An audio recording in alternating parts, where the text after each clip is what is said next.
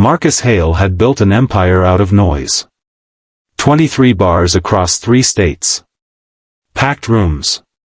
Clinking glasses. Music loud enough to hide secrets. His face appeared in business magazines, but almost nobody in his own bars would recognize him in an old jacket, faded jeans, and a week's worth of beard. That was exactly how he wanted it.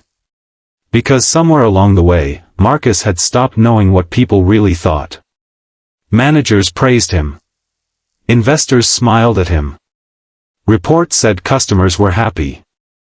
Yet profits had been quietly falling for months, and something felt wrong, something no spreadsheet could explain. So on a cold Thursday evening, Marcus walked into the oldest bar he owned, a place called the Lantern, and sat alone at the counter. Before we go further, tell us in the comments where you're watching from. Stories have a way of connecting people across the world. And if you enjoy tales of hidden truths, unexpected kindness, second chances, and emotional twists, consider subscribing to True Tales Stories, because every story has a secret. The bar felt warm, familiar, almost like stepping into a memory. Soft jazz played in the background. Shelves of bottles reflected golden light. A young waitress moved quietly behind the counter, serving customers with calm confidence. Marcus noticed something unusual. She smiled at everyone. Not the practiced smile employees wore because they had to. This one was real. She remembered names, asked about families, listened carefully when people spoke. Her name tag read, Emma. When she reached him, she picked up a cup and asked softly, "Coffee?" "Please," Marcus said. She poured it carefully and placed it in front of him. Marcus expected the usual polite exchange. Instead, Emma looked at him for a moment longer than necessary. Then she quietly said 3 words. "You look tired." Marcus froze. It wasn't what she said. It was how she said it. No one had asked him that in years. Not investors. Not reporters. Not even old friends. People asked about profits, projects, deals, and plans. But nobody looked past the expensive suits and headlines to ask whether Marcus Hale, the man beneath it all, was tired. And the truth was, he was exhausted. "Do I?" he asked, trying to smile. Emma nodded gently. The eyes never lie. For a second, Marcus forgot he was there to inspect a business. Instead, he sat silently, holding a warm cup while a stranger saw something everyone else had missed. As the evening continued, Marcus watched carefully. Customers greeted Emma warmly. Some came not just for drinks but for conversation. An elderly man sat in the corner every Thursday. Emma carried him coffee before he even ordered. A young couple walked in looking worried. Emma quietly told the kitchen to prepare a dessert and refused payment. When Marcus asked why, she shrugged. People remember kindness longer than prices. The sentence stayed with him. Around 10 o'clock, the bar manager arrived. Marcus recognized him immediately, Daniel Reed. According to company reports, Daniel was one of the highest performing managers in the entire chain. Yet something felt wrong. Daniel barked orders. Staff became nervous around him. Emma grew quieter. Then Marcus saw it. A supplier entered through the back door carrying boxes. Daniel exchanged an envelope with him. Cash. Hidden quickly. Marcus's heart sank. The falling profits suddenly made sense.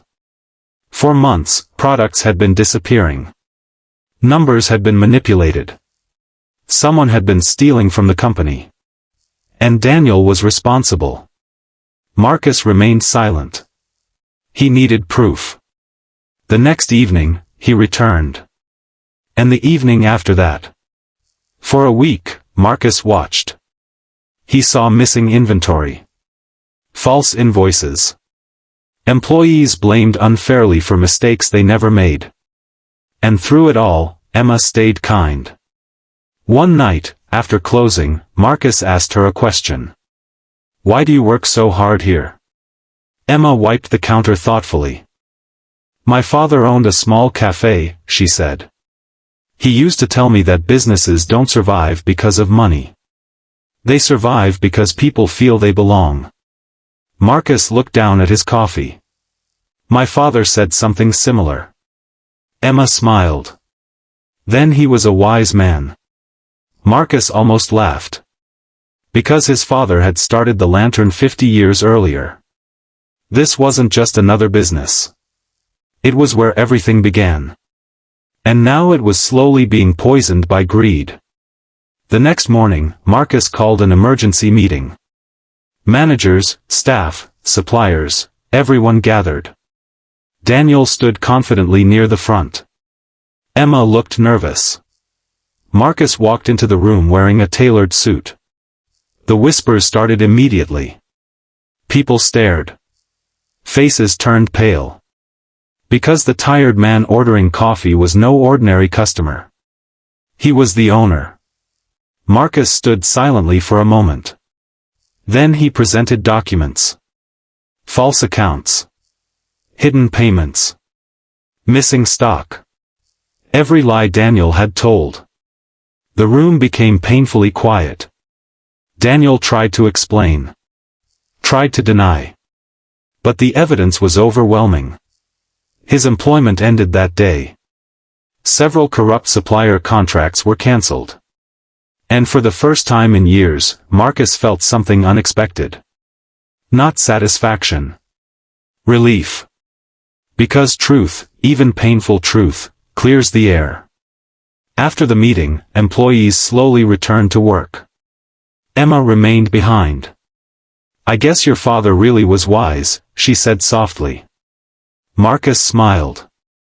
"He was." Then he paused. "You know, when you told me I looked tired."